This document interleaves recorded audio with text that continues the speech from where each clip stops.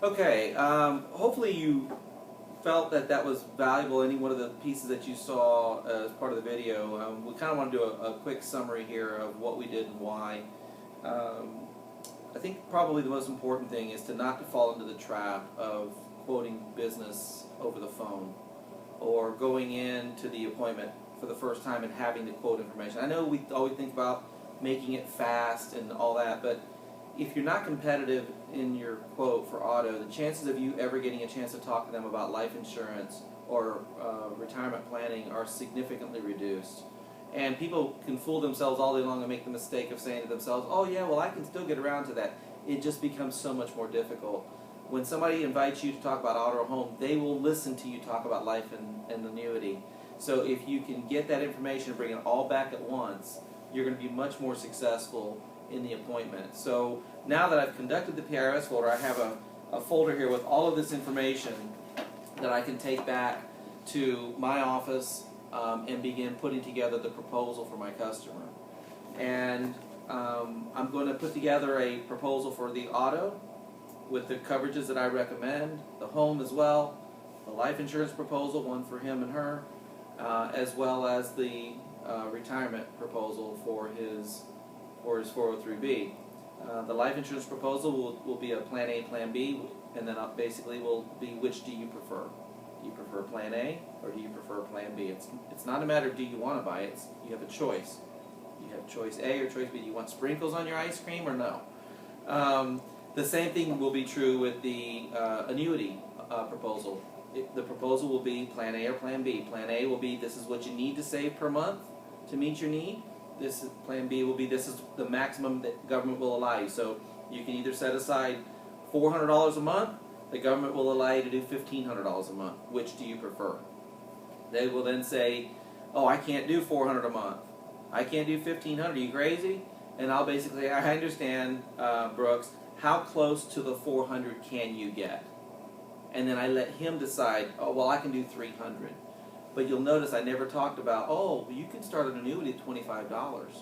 Okay, because number one, I want to make sure that they are saving as much as they can to meet their retirement needs.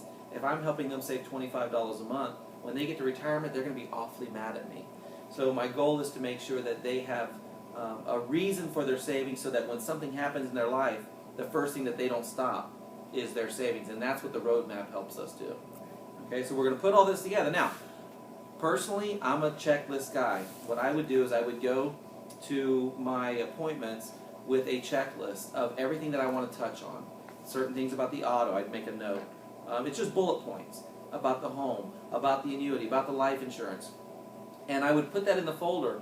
And I never worried about them seeing it because if somebody said, well, what is that? Well, it's a checklist, Brooks. I really care very much about what I do. And I want to make sure that I didn't forget anything that was important for me to tell you. So I made a checklist to make sure that I did touch base on all these things. So I know it sounds kind of silly, but I care really a lot about my business and I care about my clients. And if there's something that's important for me to share with you, I just wanted to make sure that I didn't forget it. There's nobody going to, in fact, they might be flattered that you actually took the time to do that. So I'd encourage you, as you're getting started and even as you continue, just make a quick bullet point checklist of the things that you'd like to cover in that appointment as you prepare. Proper preparation prevents pitifully poor performance. So just remember that, and then say it 10 times. The other thing is, there's a lot of resources that are out there that you can use to help you become familiar with this. Certainly watching the videos would help.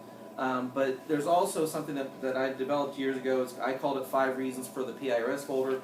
It's being put out on the internet, and it lists the things that we talked about. The 5 reasons. Doing the PIRS folder consistently helps you create a flow. It's a rhythm. It's like a dance. You and the customer, you're communicating, you're gathering information, they're answering questions. It helps you to begin to ask them the simple questions early on that you're going to need later. It tells you how much trust and confidence they have in you. Are they giving you the Social Security number very freely? Or are they hesitant to give it to you? You know these things early on, and you have to now begin to maybe reestablish some trust and confidence that you didn't do. But if you do the horseman story early on, you should eliminate some of that. It also gives you information you're going to need to know about the customer. You're going to need to know, do they smoke? Do have kids, how old are they, all these types of things. Those are underwriting types of things. So the PIRS folder and the reasons that you do it, there's multiple, and on this document you'll find that it kind of walks you through some of those pieces, so you'll be able to find that out there. There's another document out there called POP, and the reason that I like a piece of that is the questions it asks about the assets. There's a couple of very good quotes that you could use about why it's important to have the proper amount of liability coverage. And so I had touched on that in the discussion earlier. If you want to read that specifically, you can go out on the internet, just type in POP, and it'll pull up that piece. Just scroll down to the bottom and find the quotes where it talks about putting the assets in your trunk of your car, and it gives you a really good dialogue that you can use in that section of the PIRS folder for gathering that information. But hopefully, if you do these on a regular basis, you will find that you'll create sales.